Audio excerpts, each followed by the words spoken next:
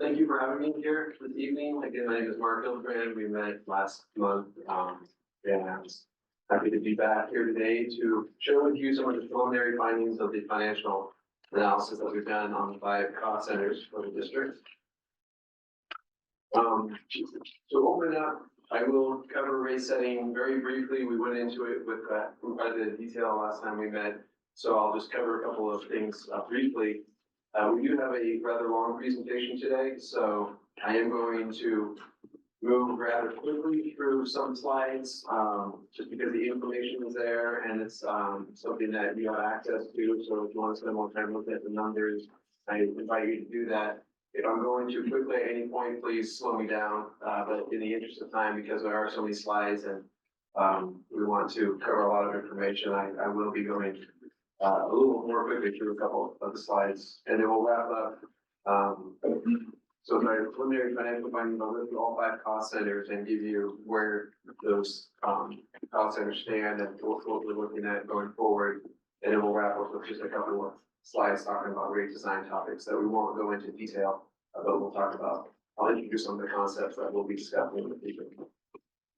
So rate setting 101, really quickly, there is a law in California that dictates how water utilities such as Marina Coast water districts have to set their rates. It's commonly known as Proposition 218, and there's substantive requirements which essentially say that you can't charge more than the cost of providing service, and there's ways to measure that. And there's a lot of case law that helps support how that gets enforced and how that got interpreted over time.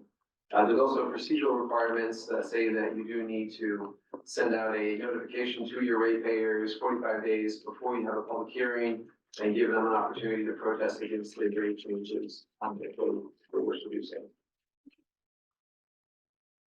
There are 3 general steps to the rate setting process. We're focusing on the first one this evening, so the revenue requirements, also could be called the financial planning, is looking at all the revenue that are coming in and all the expenses that are going out and looking at the future or the next, in this case, we're looking at 10 years out to understand how much rate revenue the district's going to need for its different cost centers in order to pay for its expenses, and whether that needs to be supported by a debt strategy or those types of things. Once you understand how much rate revenue you need for your utilities, then you start doing the cost of service analysis, which is looking at your different customer classes to understand how they drive your costs and making sure that you allocate costs proportionately between your customer classes. And then the rate design is what customers see on their bill. How are you going to recover those rates from your customers, whether it's a volumetric charge or a fixed charge, and those types of decisions. So before I get into the 5 individual cost centers, I want to just talk about some of the general topics and assumptions that were made across all 5, so I don't repeat myself for all 5. So we are looking at 5 cost centers, which include marina water, marina sewer, ordered water, ordered sewer, and recycled water. Each of those cost centers incur 2 different types of costs. They have direct costs, which are costs that are incurred directly by the cost center, so expenses that are specifically flagged as being the responsibility of that cost center. And then there's also indirect costs, which are general costs that aren't easily attributed to any individual cost center. And so there is a reconciliation with a cost allocation plan that allocates those general costs to the 5 centers equitably based on your cost allocation plan. I have a question just right here. In our budget and engineering, we refer to 6 cost centers because the 6th one being GSA. Is GSA now just a component of marina water, ordered water? How did we reconcile that? The 5 cost centers. It's still separate. It's just not included in the study. Okay. We don't need it in the study. Correct. Yeah. So that's a good thing to explain. Thank you.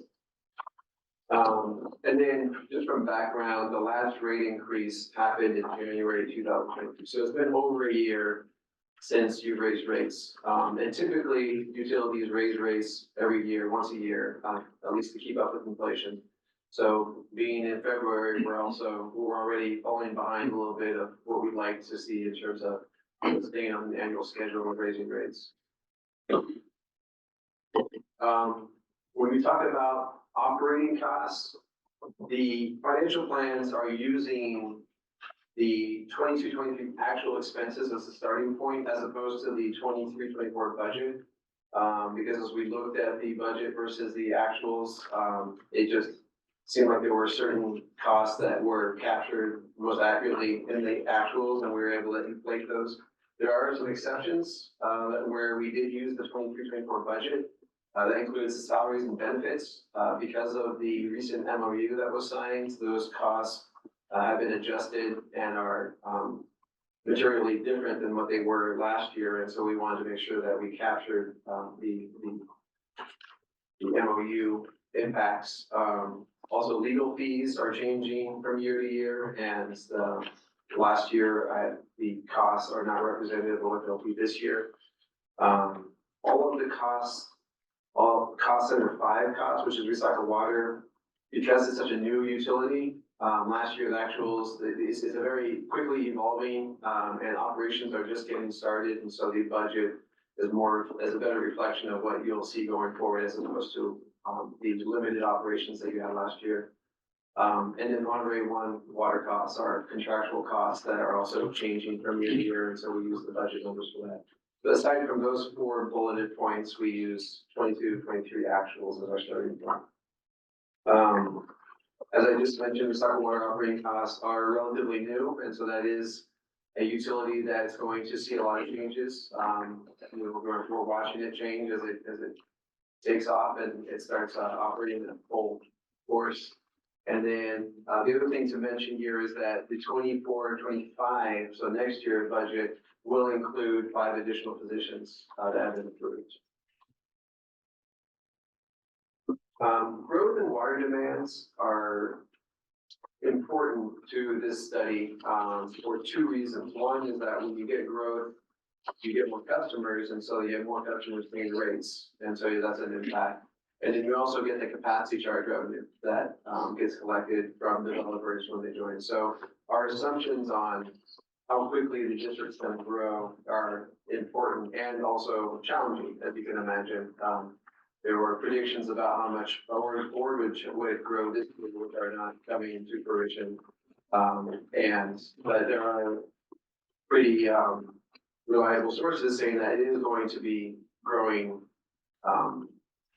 faster than average. So when we look at the urban water management plan, it actually said that Marina was going to grow 10% per year from 20 to 25.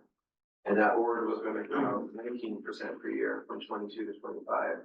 And then he predicted that Marina would drop back to 3% from 25 to 30, and that Orwood would continue at 8% from 25 to 30.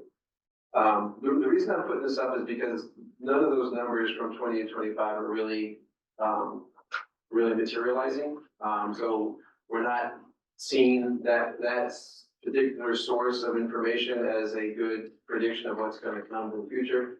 So what we decided to do is just look at the past 3 years, what growth actually has been, and that's the assumption that we're using in finding. So again, this is material because the amount that these spot centers grow does affect revenues quite directly. So we just want to be transparent in the fact that our assumption going forward is that it's going to be the same that it's been for the last 3 years. And so it's been 0.8% for Marina, and it's been 5% for Orwood. In terms of cost escalation, this is another. Sorry. So, Orwood versus Marina. So that percentage increase you're looking at, is that just a product of there's just more people coming in? Correct. So it has nothing to do with that. They're consuming more water for. Well, they're both, right? So there'll be more water, there'll be 5% more water sold every year. Right. Because there's 5%. Only because of the growth. Correct. Yeah. So we're not making any assumptions about changes in behavior in terms of people conserving more, consuming less per capita. We're assuming that per capita water use will remain the same. Cost escalation assumptions. based on what we know, we are assuming that salaries and benefits will increase 10% in, fiscal 24-25. Again, that's based on the MOU that was signed, and then, it's gonna drop back to 3% thereafter. That might be optimistic. 3% is historical inflation. Sort of, if you look back the last 100 years, inflation has been 3% per year. Obviously, we're in a time where inflation is much higher right now, but I don't have any information that tells me that 3 years from now, it won't go back to this historical average. And so if I have, particular insight because of an MOU or something, then I'm happy to use a different percentage, but given an absence of any insight into the future, I usually just drop back on 3%, which might be optimistic. Utilities, PG&E, we're assuming it's gonna be 10% per year based on forecasts that company has given. I've heard larger percentages from staff, that work directly with PG&E. At this point, we're just using 10%, but 12% has been thrown around. Source of supply costs. So source of supply is driven both by inflation and increase in the water demand. As I just mentioned, marina is going to be growing by 0.8% growth, and then there's a 3% inflation. So that's how I get the 3.8% is just the 3% inflation plus the 0.8 in growth.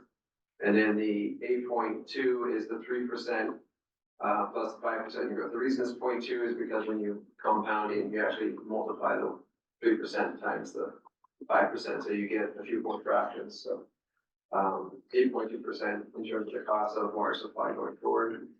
We are assuming that your construction costs will go up 3% and all other costs going up 3%. So again, these 3% numbers might be optimistic, but if we made them larger, then you would need larger rate increases, and that's our recommendation at this point. So this is a really important slide to keep in mind, keep in the back of your head throughout the entire presentation, because really the entire rate increases always fall back on how much are you going to spend on capital, because that's the one piece of spending that you can make decisions about. Your level of staffing, the cost of professional services, the cost of maintaining electricity, all those things are really, those costs are lots of times given. There's not much you can do about them. Capital spending is a decision of how well do you want to maintain your system. Do you want to proactively stay on top of it? Do you want to let it fall into the ground and decay? Like, how do you want to be stewards to your system? It's a decision that's entirely up to the leaders of the utility. And so the district staff has identified $144 million in capital spending that needs over the next 5 years. So that would be $29 million per year. Can I just go ahead and ask a question? Yeah, I'm sorry. That's okay. I just wanted to make sure I wasn't clear on some of these, like, for example, I think the regional desal project, we are looking at grant funding and not going ahead unless there's grant. Are those numbers extracted from your target average, or you just put them all in for now? They're all in for now, yeah. Okay. All right. So grant revenue is obviously, the district is very active in seeking grant revenue. Yeah. And as soon as you get grant revenue, you obviously can spend it on capital spending, and that doesn't have any impact on rates. So it's great when you get grant funding. At this point, the financial models don't have any grant funding or grant funded projects in them. It's just assumed that if you get the grant funding, you'll go ahead and spend it. But so this is really just focusing on projects that will actually be funded by ratepayers. But great question. Yeah, I mean, if you get large grants, you might be able to deliver a lot more capital spending. Yeah, because my understanding was some of those capital projects that were not going to go forward unless they had a grant funding. Yeah, so that's why I can just leave it out, because it's not a cost unless you actually get the grant. And then they offset each other. The grant and the project offset, and it doesn't really affect the forecast. So in this, I'm sorry, so this target average annual spending is not including the projects that could be grant funded, or that would only be done if a grant comes through? No, Actually, No. this $144 million contains the entire capital replacement program. So it contains bond funded, grant funded, renewal replacement funded, and capacity fee funded. Okay, they are all. They're all. I thought you said the first time and then I got mixed up. Okay, thank you. It does, so that includes everything, so the needs, regardless of funding source, is 29 million per year. And I just want to remind, the board of something that I just learned, this evening, that, a few years back, it was the district's policy to set aside $600,000, for capital replacement per cost center, right? Or total. In total, $600,000 per year was the sort of targeted capital spending. So that stands in stark contrast to the needs of $29 million per year. And that really is important to remember throughout this presentation in terms of the numbers that you're going to see and the crossroads that the district finds itself at. And now, they're really, and if you look at historical spending, there was a market increase in capital spending that started in 2022. And because of that increase in capital spending, some of the cost centers are finding themselves in the position where they either need to raise rates or they need to stop spending capital. So this might be important for the public to know, please confirm my assertion as to whether it's right or wrong.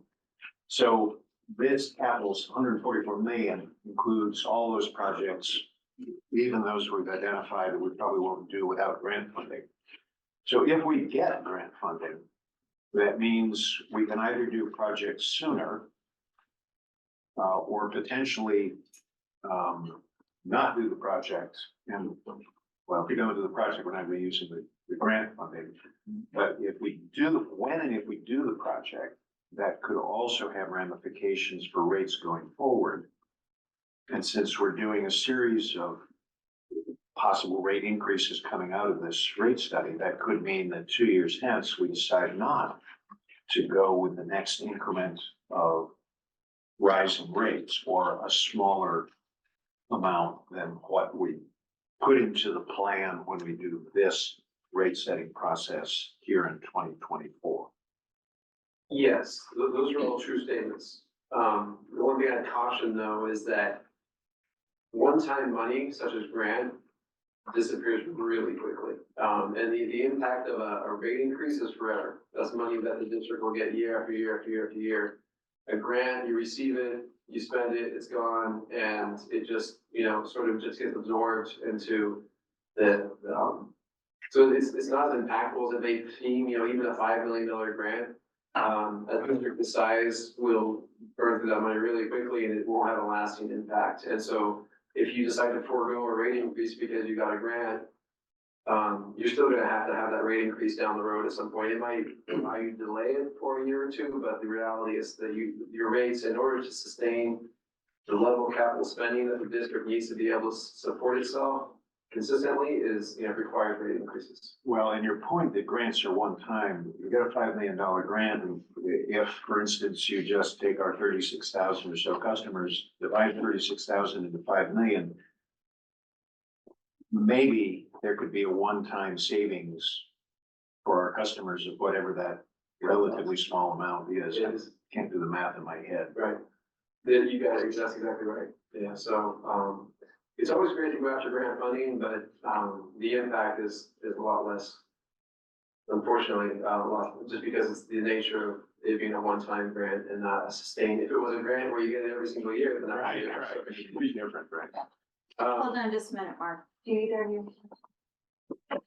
I just have a question then. So to you, Mark, but also to our general manager, then if the 144 million capital projects includes those things that not just repair and replacement, not just growth of what's needed perhaps, but our wish list, I will call it that it's fully in there, then what we're looking at from the starting position is if we put 144 million in, Mark, is that as our target for raising 29 million per year, you're gonna come up with one rate.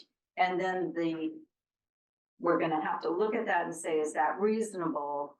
And decide of this 144 million, which if any of the projects can come out in the next 5 years that we would not include them in this rate study. Correct. Is that how it is impacted? Yes, so as we move through the slides, Madam President, what you'll see is that the renewal replacement component, as you Have to know, do that. has to, so that part, as we're modifying the rates, that's the throttle pedal you guys have.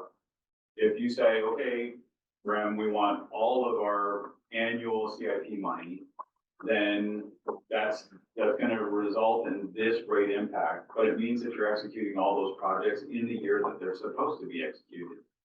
If we choose to take our foot out of the pedal a little bit and say, well, instead of 5 million, we're gonna do 2 million, or it's probably easier to go, instead of 6 million, we're gonna do 2 million, you're taking that annual capital program and turning it into a 3-year program. Right. So over the 5 years, you've now taken a 5-year CIP and made it a 15-year CIP. So the question you guys have is, how do you, and in reflection with your engineering team, how do you feel, and operations team, how do you feel about the capital within the asset that we have? Are we willing to gamble a little bit, I guess is maybe too aggressive a word, but with the understanding that it's 1/3 the cost to repair it than it is to repair it after it explodes. So we really want to make sure that we're balancing that transaction and thinking very carefully about being considerate about our community and making sure that water is affordable, and at the same time, making sure that we're getting capital put in the ground. Okay, so this is gonna be, that's why you told us this is an important slide, which started, next time it'll be on yellow paper. Director Immer, So I got you, Tom, next. I guess this is the tale of two cities, the city one, right? So marina water versus ord water. So you have ord water almost 3 times as much as marina water. Is that because we're getting new customers? Is this as a result of all this new development and anticipation of all this new, new infrastructure we're gonna need to service all these new customers? Is that it? So these splits right here are not formal numbers, I was gonna get to that now. So the split between the cost centers is based on the cost allocation plan. So the cost allocation plan allocates certain costs to different cost centers.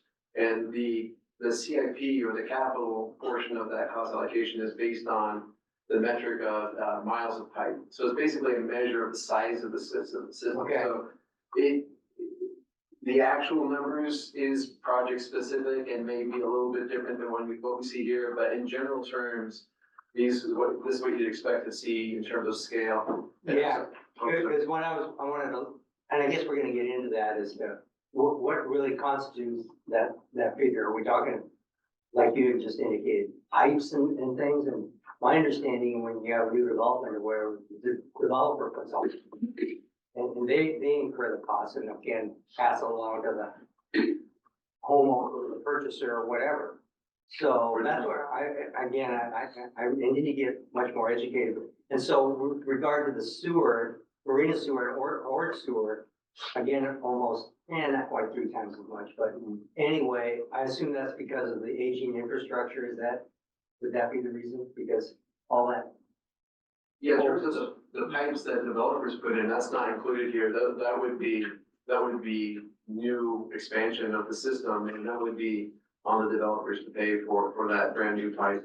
This is just renewal expense. So this is replacing aging pipes, pump stations, tanks, lift stations, all the infrastructure that's already out there that needs to just be maintained and upkept and replaced over time as it ages. Right, because my assumption is a lot of that's obviously a lot newer, so, A lot newer in one. versus the marina, having, like you indicated, being old, having to be replaced and Right, all right. serviced more often or whatever. Okay. Yeah, so, and I mean, the other thing I want to point out is that the scenarios we're going to show you don't come anywhere near these numbers. These numbers are, be great if you could fund it at this level. We're not, at this point, the scenarios we're showing you will not be close to these numbers. And so I wouldn't get too caught up in exactly what these numbers are, because we're not funding this full level during this presentation. We're not talking about that, but it is a goal, and the district has identified this level of spending as being optimal. And so it's to provide context for the scenario that we're going to discuss. Yeah, because my hope is, because I'm not saying, I represent the entire all of our ratepayers, but I'm from the Ord area. So I typically, and it's not every day or even once a week, I'll get questions, why does our water cost more than people who live in, Right. downtown Marina? So I need to get comfortable with being able to explain Right. why that is, and hopefully, they'll understand. Yeah. Because I don't think that's really been explained very well. I don't know, I'm just talking from my perspective, but anyway. Okay. Yeah, well, we can put more information together that helps. I think you touched on that during the last meeting, but not the focus today. Right. But you'll see to a certain degree how those cost centers are shifting Right? as they're moving toward the equalization. Okay. Right. Director Moore. So, first of all, I just want to make sure I understand something you said. The 144 is a global identification number over all our cost centers that our engineering staff thinks we need to do. It's not developer built, but we need to do for the infrastructure that we own that needs to be replaced, renewed. And we know there are differences between Central Marina and the Ord community in that regard, maybe very significant differences that even today don't know. That's why we pay an district engineer a lot of money to keep track of all of that. But these figures that you have here, you just took the 144 and divided it up like we divide up the general manager's salary between cost centers, like we divide up our CFO's salary because you can't. A different metric, but yes, we use general principles. In this case, we use miles of pipe, which isn't exactly. Go ahead. Okay, isn't exactly But the. there are certain projects that were identified that were maybe just a water project, so they were split on just the two water centers.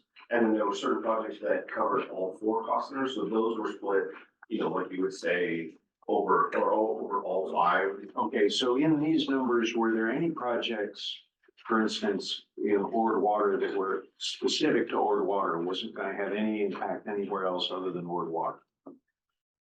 Yes. Okay, so these numbers weren't just strictly a miles of pipe percentage dividing up the 144.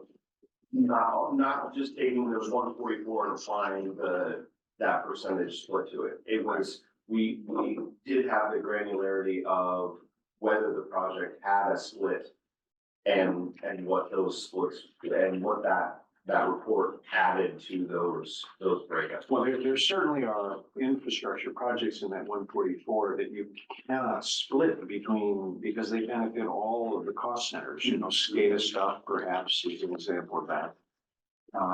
So those have to be divided up by a miles of pipe metric or some similar metric. But you also said that you think we're probably not going to be developing rates that would put away $29 million a year. So, well, what we're presenting this evening doesn't show that scenario. It will be up to the board to decide whether we want to look into rates that would help, that would actually.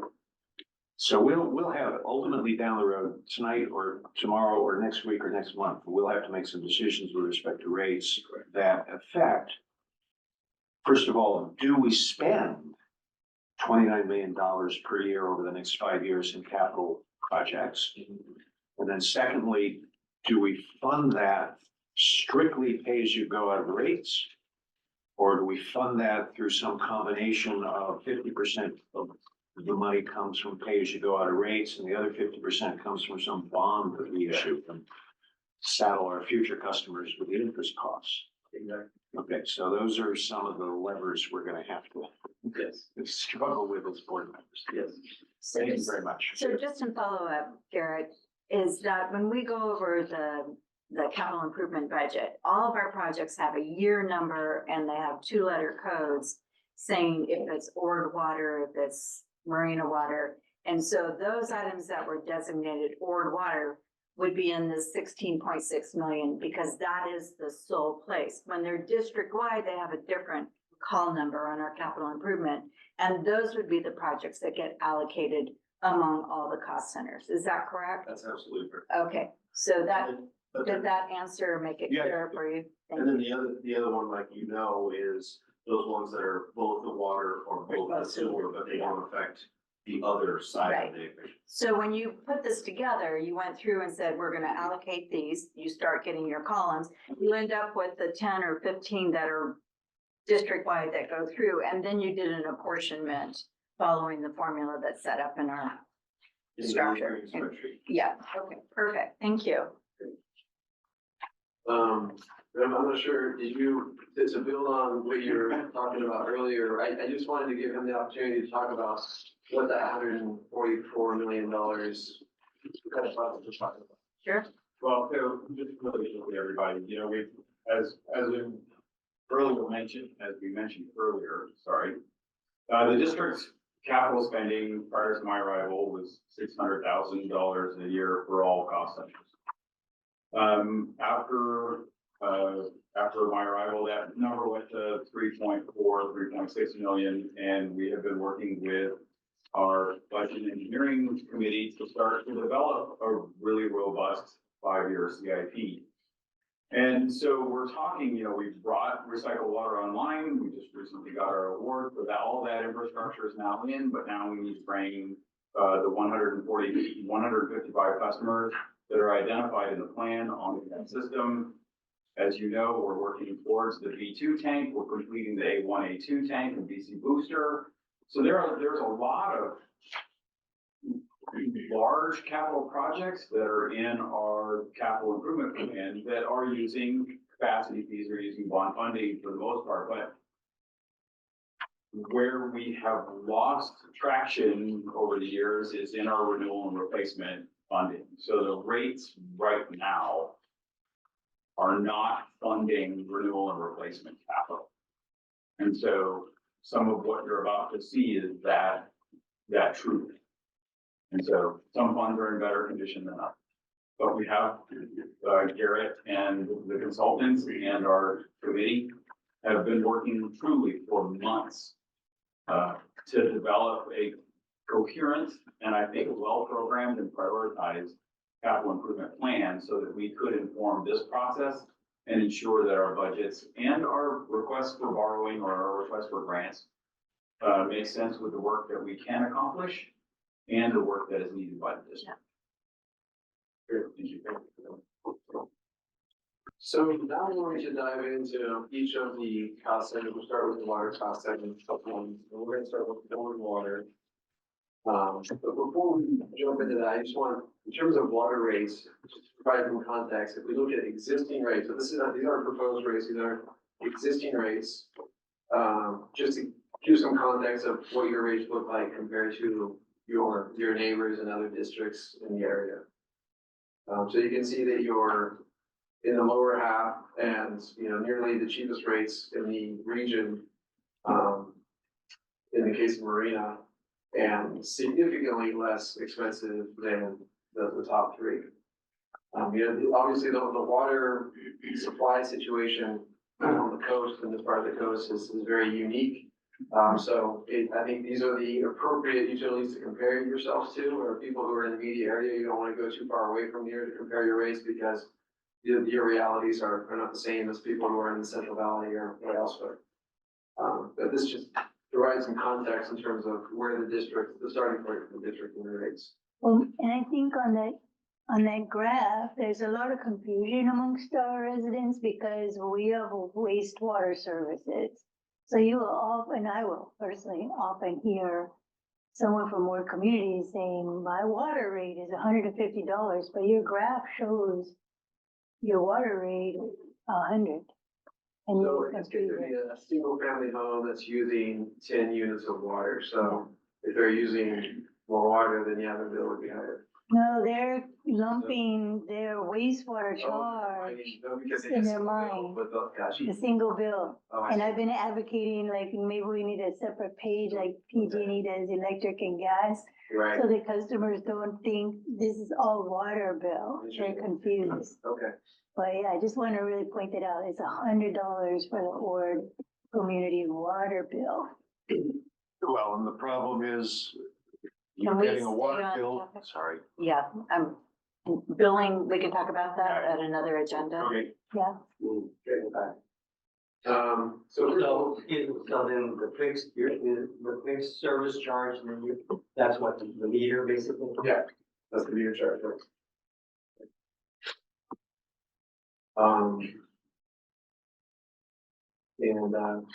Just a point of interest, so we were just looking at the rate, they'd be $9 per unit for the first 6 units, $41 for anything above 6 units. Which really, because they're trying to fund a desal plant and they have all these, so they're basically saying customers who are driving our usage or are pushing us over the, because they have a very unique water situation there where their watershed's even smaller than yours and their groundwater is often not producing good water. They have infiltration of salt water. So water financial plan, so I'll go through these same types of slides for all the cost centers. First, when we do a financial plan, we start by looking at what the starting reserves are. So in the Cuban Ford water, there's about $4.7 million in unrestricted reserves. And another $5 million or so capacity fee reserve. So the capacity fee is the revenue that they get from developers, and so that's restricted money that can only be used to pay for expansion of the system. We're not focused on those numbers for this study. That money is restricted. It can only be spent for those projects. So we're really not looking at that source of revenue or those types of projects. We're really just focused on the unrestricted cash and the money that's paid by your communities for repair and rehabilitation projects. A snapshot at what revenue looks like for order water. sorry, just one quick question. So you said cash reserves. As I understand it, reserves are an amount of money stashed away somewhere on a fixed date. Yes, So this is on July 1st. July So the 1st. beginning of the current fiscal year. This is what we have. This is what you had at the beginning of this fiscal year, currently, yeah. Which is an audit, as you point out, it's a number that's moving because of, receivables and that type of thing. So once a year, the districts, puts all the numbers together and has an audited number of what their beginning position was for the fiscal year. So snapshot at revenues. So, Word is currently growing quite rapidly. And so you can see that a significant amount of their money that was budgeted for 23-24 capacity charges. That's a budget number. And as I mentioned earlier, the actual growth is not matching what was projected. And so it's entirely possible that amount of capacity charges, $6.6 million, will not actually be realized. In this scenario, the rate revenue would have been 55%, and then you have other miscellaneous fees and revenues. And also there's grants that need to be considered. So the pie chart doesn't show the grant revenue because it is a one-time event, those grants, and the pie chart was intended to give a profile of what you typically would see at any given year. I think the capacity charge revenue will probably materialize over time, and so that pie chart does include capacity charges, but I did exclude it in the pie chart for the grants. But you can see it down in the columns down below, just to give you a sense of how much your grant and non-rate revenue compares to the actual rate revenue.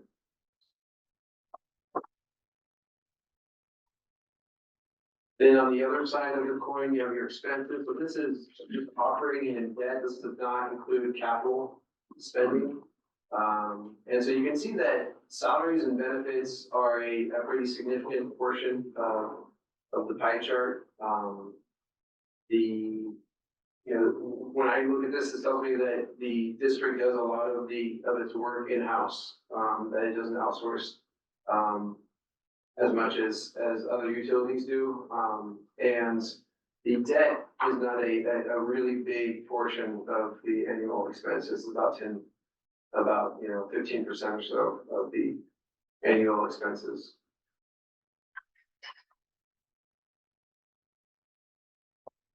In terms of reserves, the district has adopted policies. The operating reserve policy at this time is 18 months of operating costs. So, in this case, if we look at current fiscal year, the reserve target would be 15.4 million. And the capital replacement and improvement fund, this is a recommendation, is that it be based on the cost to replace representative and expensive asset. So the intent of a capital replacement improvement fund is to protect the district in the event of catastrophic failure of an asset. And so you want to keep enough money in there to be able to repair that asset if it were to fail and have that cash on hand. And then the rate stabilization fund is a fund that helps deal with fluctuations in revenue, usually because of drought. So I have a question here. Yeah. So this, the $5 million, like the capital replacement improvement, that's for the most expensive asset in the Water cost center. So Correct. elsewhere, you're going to see other numbers added to that. You're right. Okay, great, thanks. In addition to, so that gives you a total target reserve of $21 million for Water. The concept that I wanted to add to the charts that follow would be a minimum level, because obviously you're nowhere near the 21 million. You're at, as I mentioned earlier, you're at 4.7 million. And so the 21 million is a target that you want to try to work towards over time. But I do want to introduce a concept here of what would be your minimum while we're getting to that 21 million. What's the minimum level that would be fiscally responsible to stay above, at a level that you just don't want to plan to ever drop below? And my recommendation is that you never have less than 4 months of operating costs on hand. So that'd be 3.4 million. And you'll see that the line here on the next slide. So this is a 10-year cash flow projection, using all the numbers that I just provided you with, the escalation assumptions. And what this shows here is that the green in the background is revenue, and the blue in the foreground are expenses. So the dark green here is non-rate revenue, and there's a bit of a bump here because of the grant. But generally speaking, you're seeing about $5 million in non-rate revenue. Then the light green in the middle represents existing rate revenue, and the dark green on top represents the additional rate revenue that you'll get from the proposed rate increases. The proposed rate increases in this particular scenario are 4% per year, as shown at the very bottom here. Now the columns represent expenses. The dark blue is your operating expenses. The hash blue is your debt service, and the light blue represents pay-as-you-go capital spending. And so the way to interpret this chart is anytime the green is above the background green is above the columns is a year where there's a surplus and that you're setting cash aside. And any time the blue would be above the green, it would be a deficit year where you're drawing down the reserves. And so you can see that your reserves are, well, this graph shows your reserve target, which is the dashed line. This is the 21 million that we just talked about. The red line represents that minimum reserve target, that 3.4 million that we just mentioned. And the green is the projection. And so with these 40% rate increases, you will be drawing down in the near term, staying steady for the next 4 or 5 years. And then after about 5 years, you would start to beat inflation and start setting money aside and working towards your target reserve levels. This was really important to understand about the scenario. Hold on. Sorry, I've got 2 hands. So just one thing really quickly, I want to make a clarifying statement. It's not rates. What we're talking about now, what we're talking about is revenue, rate revenue. We'll get to rate design later. What I don't want the public to do, and I don't want the board to be thinking about, is that what you're looking at is a 4% rate increase. You're looking at a 4% rate revenue increase. How the rates are designed comes next. Director Moore. And beginning of your presentation, you talked about how the law says we're not allowed by law to charge more than our cost of service. But I'm assuming, correct me if I'm wrong, that we are allowed to have reserves as part of our costs. So the only, and we see, of course, the columns being expenses and the green in the background being revenue exceeding our expenses. So the public might question, well, wait a minute, why in these out years are you proposing to bring in more revenue than actual expenses? And the explanation, correct me if I'm wrong, is that dotted target line at the bottom of that graph. So if the public has an argument that they want to make, that said my water bills are too high, my sewer bills are too high, they would need to argue with the board about its policy over where to set that dotted reserve line. Correct. Yeah, absolutely. Yeah, the district is allowed to have reserves that are reasonable within industry standard. Absolutely. And once we get up to that reserve level, then the expenses and the revenues need to start. That's right. Yeah, you don't want to go much past that reserve target. Right. Absolutely.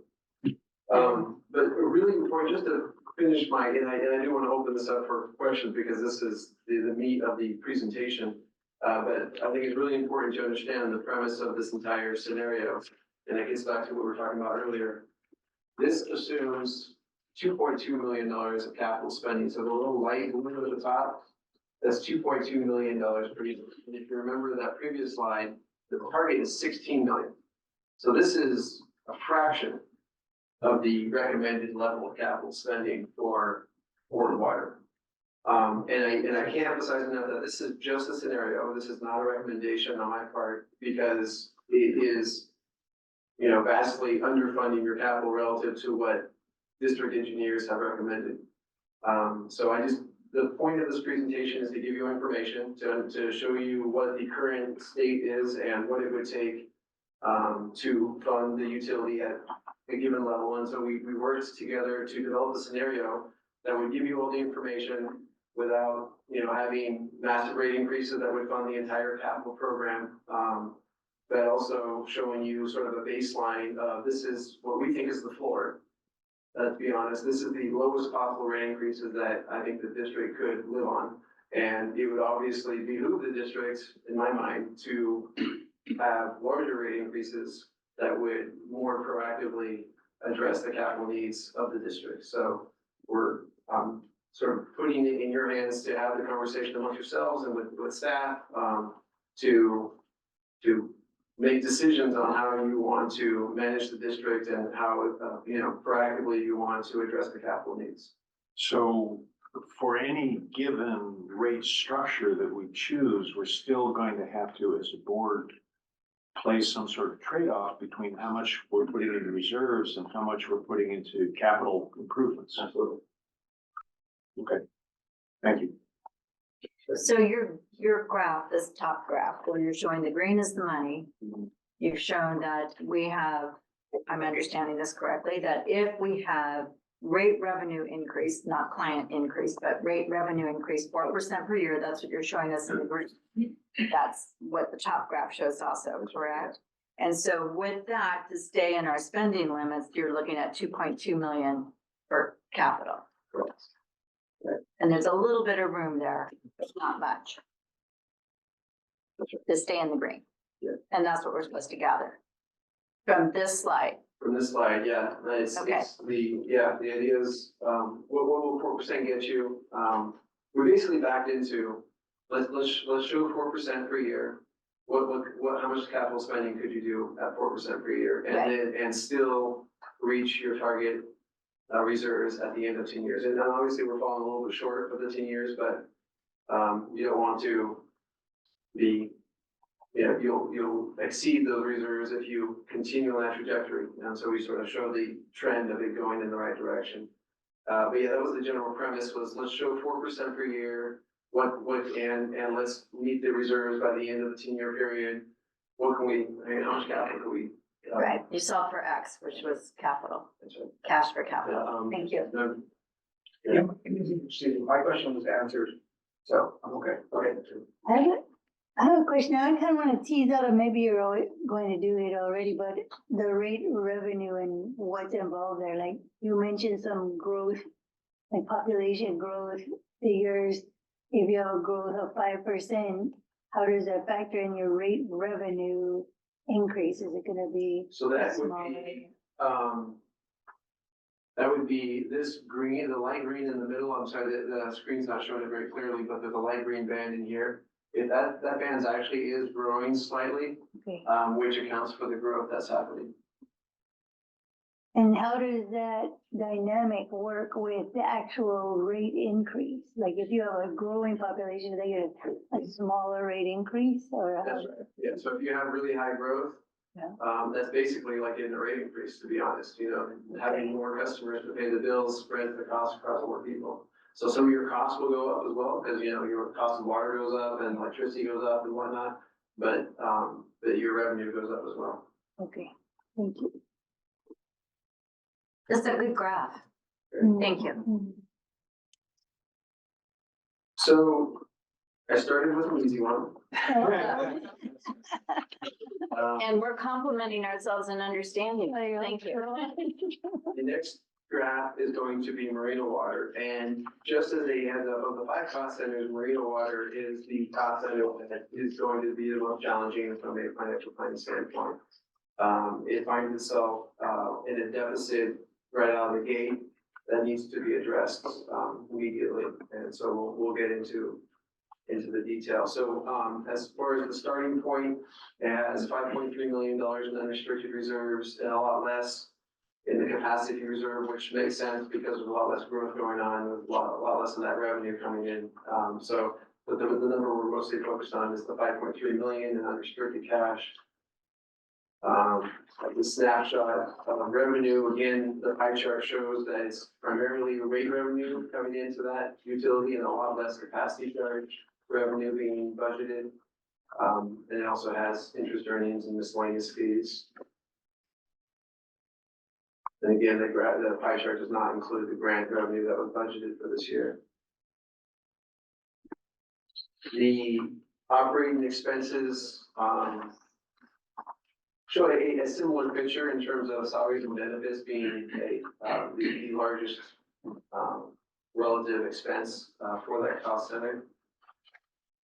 And debt service of about $500,000 per year. And here is the chart that we just looked at, but this one from Marina Water. So you can see the main thing to focus on here is fiscal 23 actual was already a deficit. So the expenses, you're starting at a point where your expenses are higher than your revenues, and you're drawing down on your reserves quite quickly. And that's been the case for a couple of years. And so the rate increases that would be needed, this one, we couldn't just do the 4% and back into how much capital spending. So we had to actually plug in numbers that will keep you from going below zero. You can see we barely avoid going below zero with the green line. There you go below the proposed minimum reserve level, which is 3 months of operating costs. You dive below that and you almost go to zero in fiscal 27, despite 14%, 14%, 12, 12, 12. Wow. So this one is, just as a preview, this is the only cost center that really has this acute of an issue financially. The others are in better shape, but Marina Water is going to be faced with some tough decisions. And the capital spending, just to finish the picture, we had to really limit the amount of capital spending in the near term. So it's just a bare bones, $500,000 per year. Again, the target is 6.5 million per year. So you can see with the light blue, I basically suppressed the capital spending until fiscal 29 to just be bare bones, repairing the stuff that's actually failing, and not being very proactive about it. And then by 2030, with the rate increases, you'll be in a position that you can increase your capital spending to 2 million per year, which is a more proactive level. So you gave us our Ord water target reserves of 21.5 million and you recommend 3.4. Can you give me those two numbers for marina? Separate slide for it, but it, you know, it looks like it's 13 million for your target reserve 13? and the minimum reserve is about 2 million. Thank you. I'm gonna ask you that on every one. I'm trying to, I could pull up these. it's okay, go. So, yeah. It's okay, it's close. Yes, Thank sir. you. Question, you bear with me on this. How does something like this happen? I mean, this is all foreseeable, right? I mean, it should have been. But So- I'm wondering, so what caused it? Was it unanticipated, repairs or, you know, things that had to be, that weren't addressed previously? Even though they were traditionally having lower rates? Right. Well, it was before my time, but And before my time too. right, in looking, at some of the historical documents and conversations, it's my impression that there's been an effort to really, control rates in marina in particular, that Right. there was a, sort of a more concerted effort to keep the rates low. And unfortunately, you know, I think that decision makers at the time think that they're protecting their ratepayers by doing this, but in reality, they're setting them up for situations like this where you're, you know, putting a ceiling on something that really needs to, if you make responsible and, you know, if you look forward and you make the rate increases that you need at the time and that you don't just delay it, you don't end up in situations where you need double-digit rate increases to dig yourself out of a hole. Yeah, you just, more or less validated my thoughts about this whole thing. I was just kind of curious, why? That's my impression. That's Here not, has, yeah. I mean, I don't have any, you know, specific numbers I can point at, but that's my impression, based on what I've seen. Director Moore. Well, I know the last time we did rate study, one of the things the board struggled with is how to set fixed charges versus consumption charges. Yeah. The argument for consumption charges being a fairly large chunk of your water bill is that it financially motivates water conservation. But if your real expenses require a large fixed charge, sometimes kind of erroneously referred to as a meter charge, because it's not all about meters, it's about fixed costs that we actually experience that are absolutely unaffected by how much water our ratepayers use. Use zero water, use thousands and billions of gallons of water, we still pay the same fixed expense. I mean, Mr. Scherzinger, do you make more or less money depending on how much water our customers use? No, I That's a good idea. think so. So Change how the conservation program operates. my point is, we know that Cal-Am really got caught with this because they had a large consumption charge and a very tiny fixed charge. The fixed charge they were collecting in no way generated enough revenue to pay their fixed costs.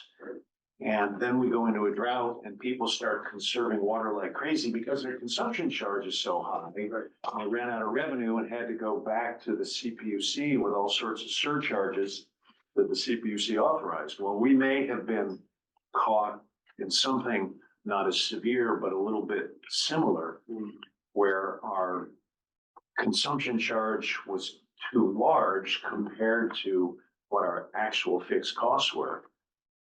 And as a consequence, when people did the good thing because of our great conservation programs and conserved water, we just were not generating enough overall revenues, and thus we see the remnants of that here. Right. How are we gonna have to fix that? Yeah, we are coming out of a historical drought that it's entirely possible that set the stage for the current situation. That and assumptions of too fast growth Right. that have been made repetitively. Right. Oh, At least. Yeah, if you do financial planning, assuming the growth's coming. Yeah, if you're going at 8% and you corrected us to 3%, Right. Or less. that's a huge difference. Right. So I have a question. I'm just trying to understand the graph and then the charts on the slide. So I have revenue at 7.4, and then I have costs at 5.7. 5.4 million. And then when I look at this graph, we're at a deficit. So how should I understand what I'm seeing? From the revenue, the cost, and then this deficit, it looks to me like there's enough funding, The revenues have capacity charges. have not been added to capacity charges, or that's why you're removing the capacity. The capacity charge is down in the darker green that you can barely see on this particular screen, but the capacity charge would be included in the dark green at the bottom here.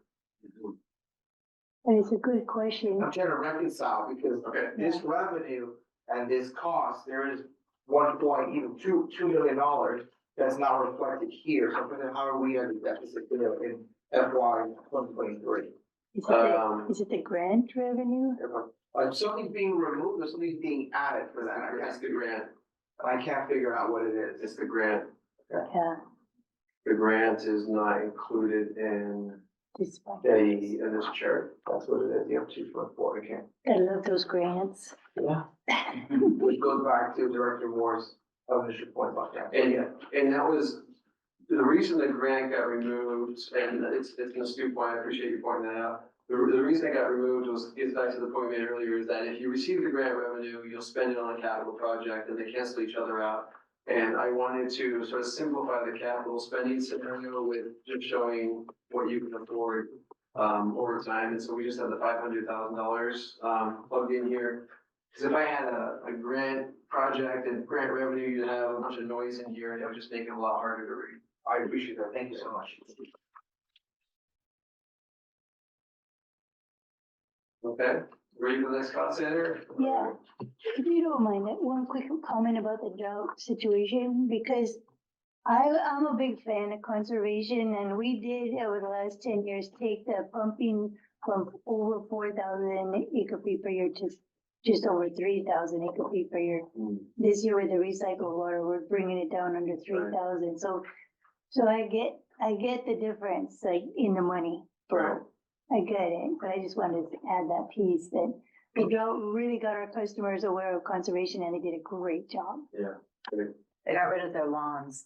Director, Yeah, I wanted to add that because I think there was an intentional effort for conservation that Marina did get awarded for. So I want to remove that narrative of being called, there was some intentional lowering rates, because I think there's more to the story. So I really appreciate you opening that discussion up. But I think we should be really careful to say the previous boards had intentional to lower rates, but there was a lot of variables with that. The conservation is a big one. So yeah, No, I appreciate that.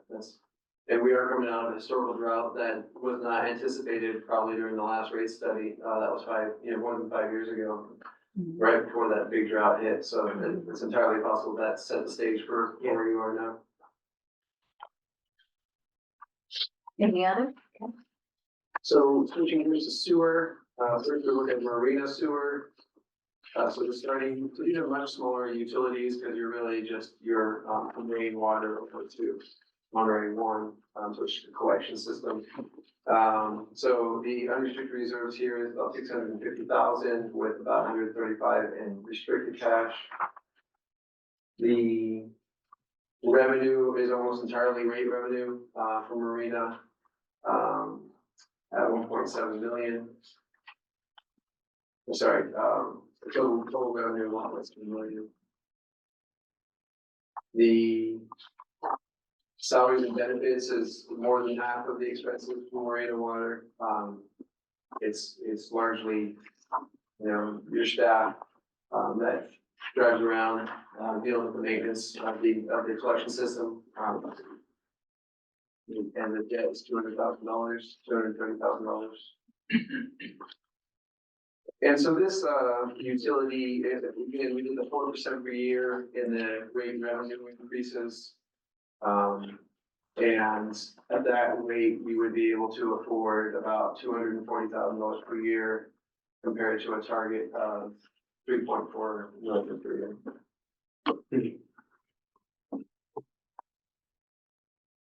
It is interesting, sorry, to the chair, not to the president. Go right ahead. It is interesting that this, of all of the three cost centers we've looked at so far, marina sewers debt service is the largest fraction of total cost. Not quite sure why that is, but. Yeah, It has two pumps, two lift stations, everything else is gravity, it has almost no cost. And not having enough reserves to pay as you go. Yeah. Okay. And those lift stations aren't cheap, are they?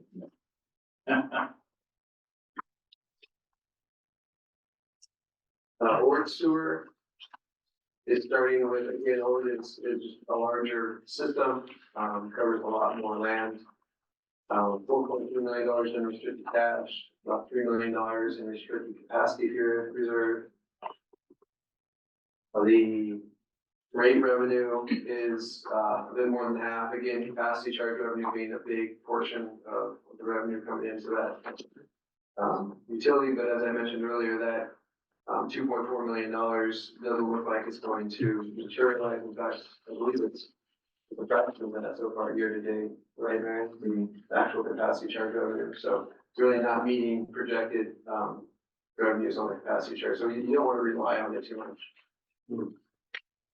Which is part of the reason why we dialed back the assumption to 5% per year instead of what the urban water management plan. Yeah, so to be clear, capacity charges are very much like grants. They are a one-time thing. Right? Yeah. Unless it's sustained growth, but right, for each project is a one-time, Right. event. Yeah.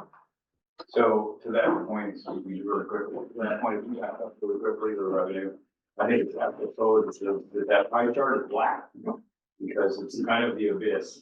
You know, as we continue to move through this, utilities can get kind of hooked on it. And all of a sudden, when growth stops, all of a sudden there's kind of this cliff that you have to answer. And so something like this, I can't read this distance, but you know, we're talking about a large percentage in the rate revenue that would disappear if growth stops. 1/3. We have to be careful. 34%, yeah. 32%. So we need to be really careful how we move through this 5-year cycle and how we prepare ourselves for the next.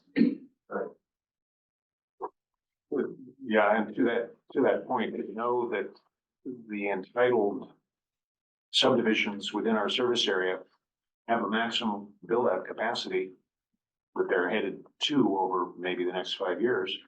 And who knows what will happen with unentitled projects on the former Port Ord and when and if that growth will occur. At 5%, 5 years?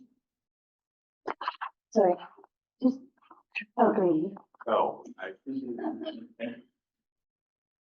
okay. So sewer forecast, again, 4% per year is the baseline. This is the one utility, where you're in pretty decent shape.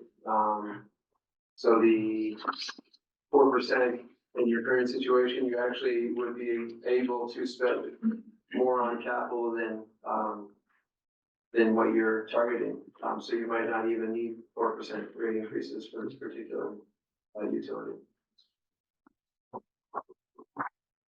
And what are our reserve targets on Marina Sewer and? The total reserve target for Ord Sewer looks like it's about 8.5 million. And minimum reserve, looks is a about lot $1 million. one.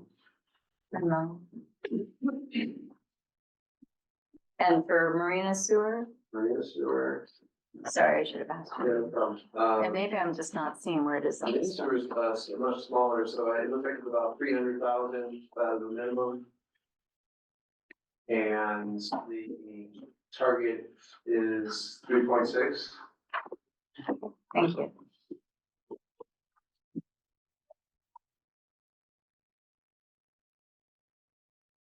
And last, but not least, recycled water. So as mentioned before, this is a brand new utility that's just getting started, so the reserves are quite limited because you've only had paying customers for about a year. So you have operating reserves unrestricted of about 120,000. You have quite a bit of capacity fee reserve because that new customer paid a pretty penny to join the system. And so you have $7.7 million, which can be used to expand, to pay for the, system. And to that point, an interesting, a notable assumption that we made is that you will be able to use that reserve to pay for your debt service on recycled water, because the recycled water system was largely debt funded. And so we are assuming that you will be drawing down on that 7.7 million to pay for your debt service. Question on the 229,000 debt service for RUAP, is that what, a balance on prior reserved money? It's a contractual requirement inside this SRF loan. Oh, that's the SRF requirement, okay. So your rate revenue is about 1.3 million per year. And yeah, you did budget $1 million grant. But your rate revenue is almost at 99% of the money unless you were to get a grant. And the forecast here is a little bit different. There's an added element here for recycled water because you are looking at, or you can have this large, you have a large amount of capacity charge revenue. The capacity, the restricted funds can be used to pay for growth-related projects, which would include debt service. So we are assuming that you're going to use a good amount of that capacity charge revenue to get to pay off debt and to get your reserves up to the target in short order. So really what you're seeing here is the use of capacity charge revenues to pay for expenses and getting your reserves up to the target within a year or two. And then after that, you'll just be 4% rate increases. And the target is 1.5 million? Yes, so the target is about 1.6 and the minimum reserve would be about 300,000. Do you have the operating expense in? Yeah, I'm not sure how that appears to be missing, but I can slide Slide up. missing, if you can pull that up. Debt service.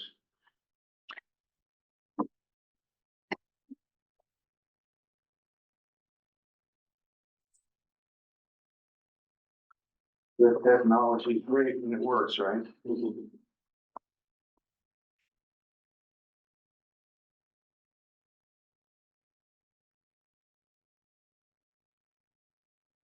So the annual debt is 900,000. And it's the vast majority of the expense for recycled water.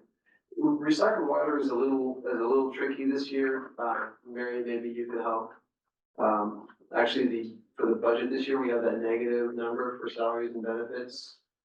And I'm remembering why I did not include it on this presentation because that makes the pie chart look really strange. And so They're gonna pay, some more information, but there's a negative, because of accounting, and because it's a brand new funds that's just being created, the pie chart is a little funky looking. So we do have very little, very minimal cost, operating cost for the recycled water. The infrastructure is done. Most of our cost is really on the debt service portion. The operating cost is really just 1% of the overall. So we have this general allocation, right? Let's say for admin staff, we break down our costs among the 5 cost centers. Recycled water is 1%. So the operating cost for recycled water is really just 1%.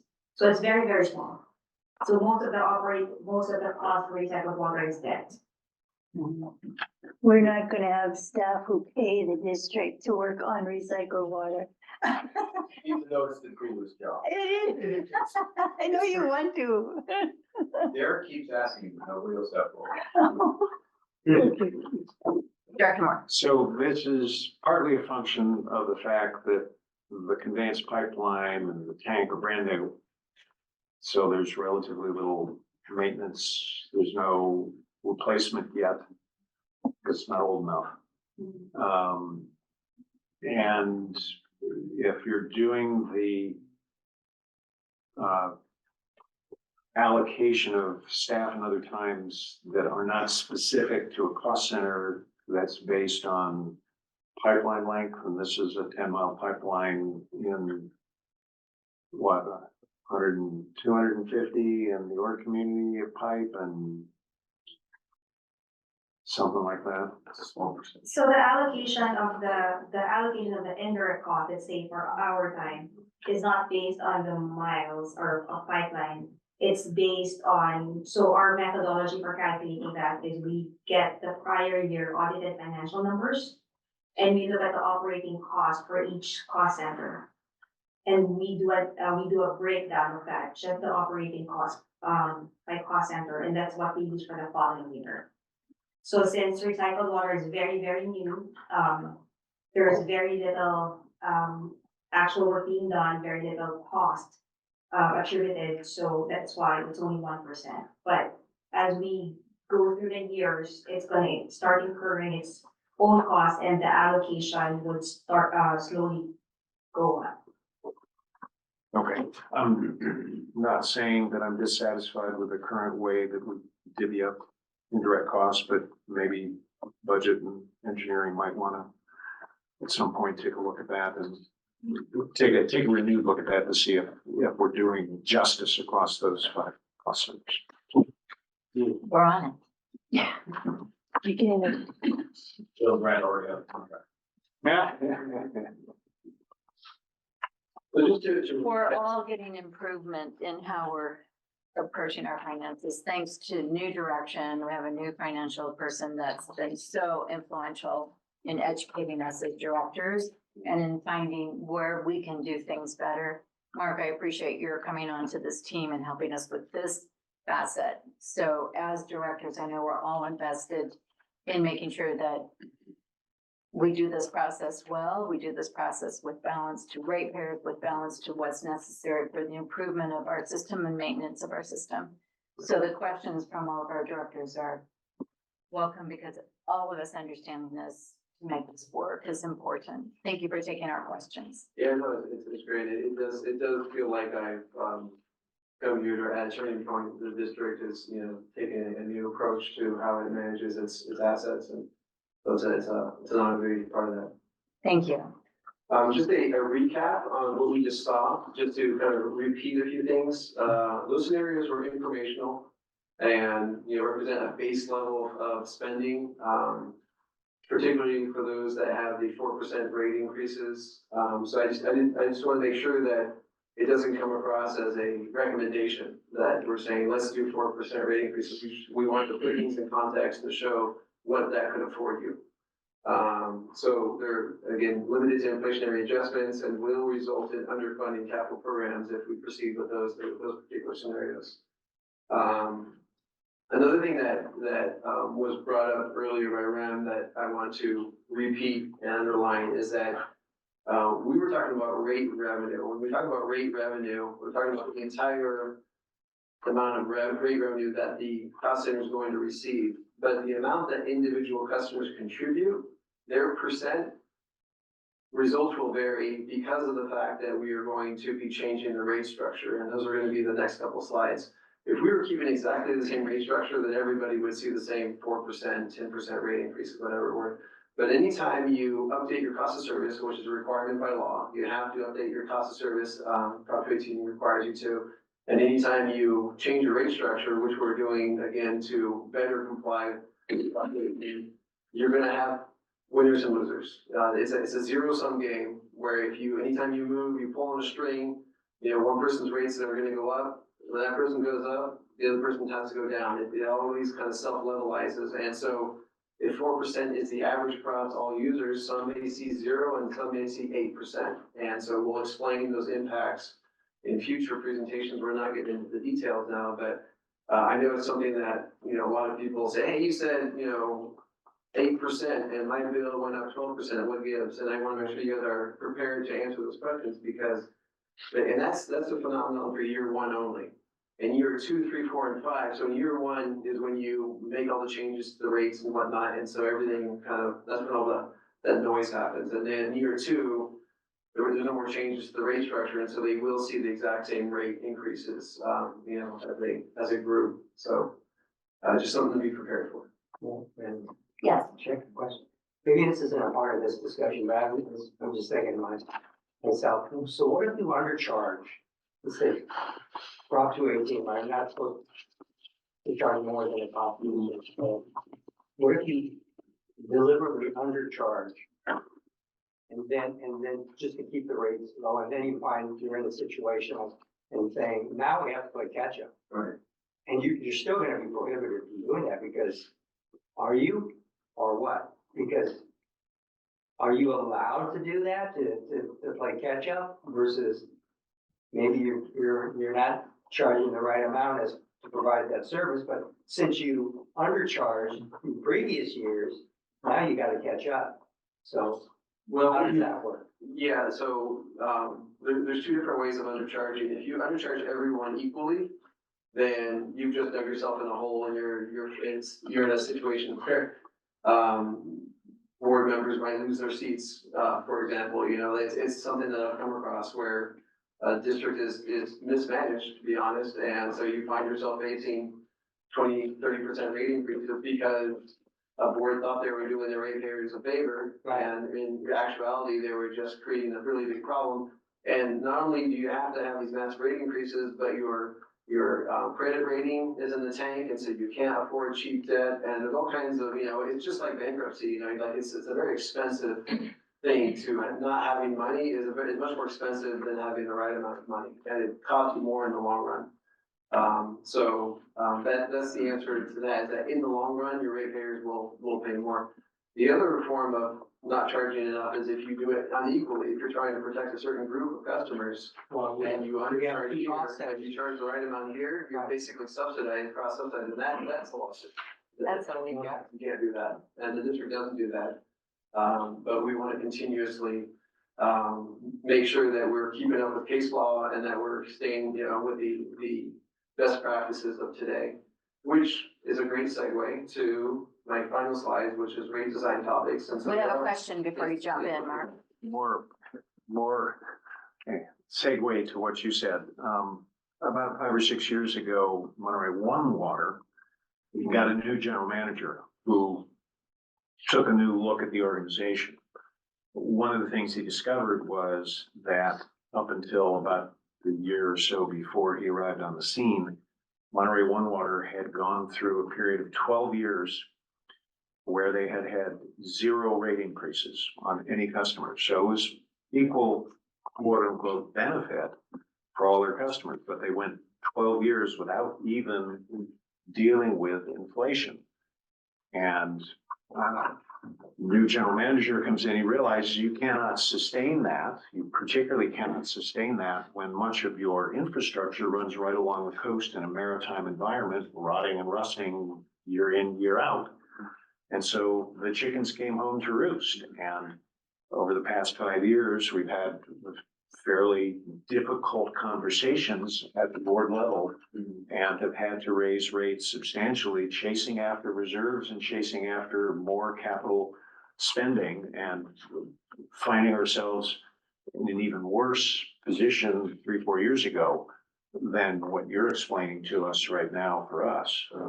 And so we're still playing catch up over there. It happens. Any others?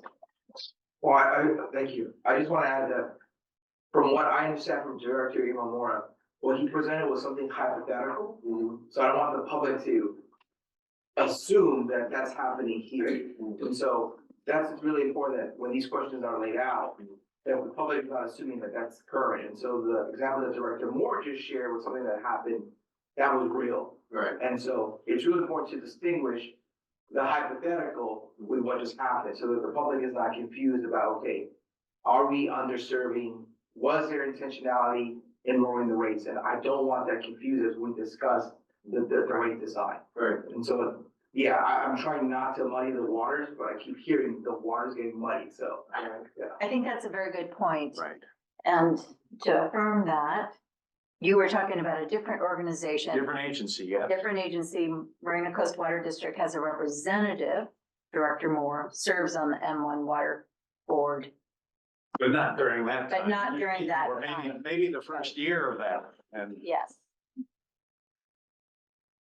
Well, thank you. So it was given as a point for illustration Yes. yeah. and not from a recital of past practices. And I think that's a good point, Director Cortez. Thank you. Yes, Just the last comment. So that's why I think it's very important to, again, distinguish and be able to make sure that people understand what really goes into the rates. Right. And so that's my thing. I mean, I want to be able to go out there to where I feel comfortable enough to say, this is why, this is this way. Right. And apples are, you know, we may be comparing apples and oranges. So that's why this is the way it is. So. Yeah. And my point here, being, in my opinion, being a director, is to throw out all these little scenarios, whether or not, the assumption is, well, hey, we're trying to imply something. I'm not trying to imply anything. I'm just saying that these things do happen. They do happen, and I think it is a relevant point for your current context, which is that, if the decision was made to kick the can down the road now, then you will find yourself in a situation where you're undercharging your customers. And so now is the time to make sure that you aren't undercharging your customers. Because these costs are real that we talked about. We're not, this is the cost of running a utility. And when you look at how much people are paying per gallon, I think a lot of people would be surprised to learn that they pay about a penny per gallon or 2 pennies per gallon. And they go to the store, you buy a liter of water and you pay, over $1. $1.79. Or you can get perfectly clean water at the convenience of your home, looking at for a penny. So it's the value is often misunderstood.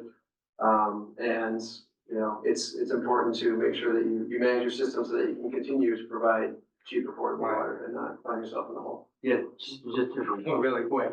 I've even had a couple people come up to me and say, why should we be paying for something that's free and comes from the sky? So, again, we gotta get into this situation where we have to explain, this is what goes to getting that water to your faucet. That's right. And so, anyway, that's how I perceive my role, is really to educate people. If you know someone like that, we could buy them a bucket. As I say, Well, they do use buckets too. That's, part of it. it's free and comes from the sky if you catch it, Yeah, right. save it, Yeah. protect it, and you Treat want to drink it. But thank you. Let's go ahead to the next slide. Okay, so just a couple Unless you slides. need a break. No, we're all. Okay. Thank you. Just a couple slides here in rate design. So these are just topics that we'll deliver in more detail at the next presentation. In terms of water rates, what you currently charge your customers is a fixed service charge based on meter size. So the reason they call it a meter charge is because it's based on the meter size, but it's a misnomer. It's just, it's a meter. You're not charging them for the cost of the meter. It's just the cost is calculated based on the size of the meter, because the larger the meter, the larger infrastructure is needed to serve that account. And that's a fixed charge. And then you have a tiered consumption charge. So all customers receive 10 units of tier 1 water, and anything above that per month, they charge the tier 2 rate. What we will be recommending is that we charge a uniform rate to commercial and multifamily homes. And the reason we want to make this recommendation is because right now, those customers, especially the ones that are larger accounts, tear through their first 10 units really quickly, and they're essentially immediately in tier 2 water. And so just to be more equitable to larger users, we want to charge them a uniform rate, which will end up being, if you take the average cost that all single family homes pay, so if you take the average of their tier 1 rates and their tier 2 rates, you take the average of those two, you'll have a rate that's somewhere in between. That's what the uniform rate will be for commercial. So it'll be higher than tier 1, but lower than tier 2. But that's just for commercial and multifamily. you'll propose to keep the tier 1, tier 2 for single-family homes. Correct. And the reason we can do that is the reason it's plausible or reasonable to do that is because single-family homes tend to exhibit roughly sort of uniform behaviors in terms of how much minimum amount of water, like 1,000 cubic feet, they need on a monthly basis just for ordinary things. Whereas a commercial property or multifamily, the amount it needs would depend on what its operation is commercially or the number of units in the multifamily. And those vary all over the place through our service area. And we have a fairly difficult time figuring out how to find a base equivalent to 10 HCF for this commercial laundry versus this restaurant versus this convenience store. I couldn't have said it better myself. Okay. And does commercial apply to irrigation customers? Is that a Correct. catch-all? Yeah. Okay. Yeah, so it's just the industry standard and case law has established that single family homes as a customer class are something that you can sort of measure, that there is a typical indoor water need, outdoor water need, and so you can kind of put this average and say that 10 units is a reasonable number to give them for, as long as you're treating everyone equitably and within their customer classes, then that's a reasonable amount. So, and the tier 2 rate will be based on, the difference between tier 1 and tier 2 will really just be the cost of the conservation program. You know, we're gonna say the reason tier 2 costs more is because we're gonna use that money to fund the conservation program. And all those the commercial customers will help fund the conservation program too. It's just gonna come out of every gallon that they use to a lesser degree. But everyone will contribute to it. And then the other recommendation is that we would like to look at increasing the portion of fixed revenues. So again, to Director Moore's point, there's a disconnect between the amount of revenue you get from your fixed sources versus your costs that are fixed. And there'll always be a disconnect because if you really charge your customers based on what your fixed costs were, if their fixed fee was the same as your fixed costs, then 80% of their bill would be fixed. And there wouldn't be any conservation and there wouldn't be, the affordability would really suffer. And case law in California has given you the discretion to not have a perfect connection. Prop 218 really is sort of pushing utilities in the direction of charge fixed rates for fixed costs, but you don't have to have a perfect marriage. You can find that balance of charging enough. You want to charge enough of your volumetric. You want to have enough in the volume in the variable portion of the bill that people can control their bill to some degree for affordability reasons, right, and for conservation reasons. And so there's certain costs that you can recover that are fixed that you can recover through that variable revenue, and that's something that we'll look into more in detail. But we do want to look at increasing the amount on the fixed bill because what happens is that if you have too much revenue that's variable, you really get impacted by droughts. And you have a lot of revenue volatility. And so you want to find that right balance where droughts don't really hurt too much the district. It doesn't financially cripple the district, but not so much that customers really have affordability issues or that the conservation isn't there. Yeah, I just have a follow-up on that one. What is our current proportion of fixed revenue? I wish I had that at my fingertips. It's roughly 60/40. It's 60/40, 60 fixed, 60 variable. 60 variable. And so 60 variable, okay. And so you want to increase 40 to something else, but you're not telling us yet what that number is. Okay. We'll unveil that. Okay, I'm waiting for that. And thank you for reminding me, you're right, it's 60/40 and we'll talk through it to see what we think is the right balance, but it won't be, again, that's another, when I mentioned the bill impact, and how your rate revenue increases will be different, like it'll affect different customers differently, so when you change how much you recover through fixed, that is gonna affect different customers Everybody. differently. Yeah. And so you wanna make sure that that isn't, too much of a shock to your customers. You don't change it all at once. Director Moore. So as a segue to President Morton, I was going to suggest, when you do your next presentation, please have a slide that shows what our current comparison of fixed Absolutely. revenue versus fixed costs Yeah. Oh, and the yeah, proposed. yeah, and proposed. And it will be different for all 5 cost centers, obviously. Right. So it'll be a bunch of numbers again. Okay. On the sewer side, currently all of your rates are fixed. So every account is assigned an EDU value based on how you assign them when they join the system. And that, so for residences, it's per residence. For commercial, it's based on an EDU assignment that was given to them based on what they look like when they join the system. What we would like to recommend is that we transition to have a variable component to, again, this to be more equitable. So the EDU component will continue, so everyone will be charged their EDU charge, but that'll only be part of their bill.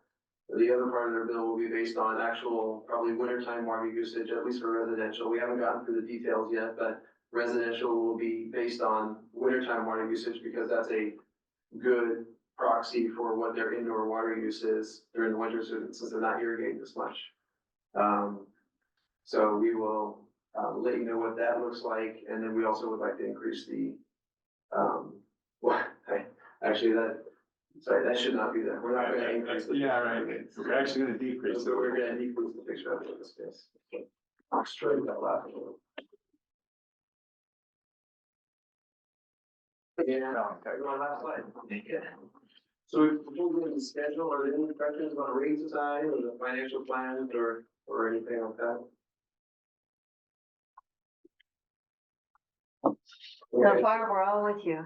We're passing out tests as soon as this is done. There's a lot of information. I really It appreciate is. all the great questions and the productive meeting. And hopefully we'll get some more feedback of what you guys would like to see at the next meeting, because the only way we can come back with final recommendations is when we understand where the board stands and what you as a group would like to see and like to, could support. So, I'm not sure how whether we're just taking information this evening, on how we're good, what we'll come back with next month, or whether there's a different form for gathering. Well, I think that, well, if you want to do it. Do you want to finish this slide? I'll And then finish the slide. as you highlight this, I'm just going to suggest as you highlight this, we will then have some additional input Great. on how we So- get this answered. Our next step will be to complete the financial plans with your input. So the rate design requires analyzing current billing data, so we'll complete that. And we'll review that with staff to look at that rate design. We're gonna come back and present our revised findings and more detailed findings to the board in March. And we'll have some public outreach and public meetings in March. And then we will come back again in April. So the hope here, and this might be a bit of a stretch goal, but the hope is to come back in April to get the final. It's not the approval, but it's the board's direction to send out the 218 notices, which would have the final recommended rates. And so once those 218 notices go out, there's a 45-day waiting period, and so the public hearing would happen sometime in June, and the rates would go into effect July 1. So I do want to just indicate that the next meeting on this is March 12th Okay. for the public. That's you.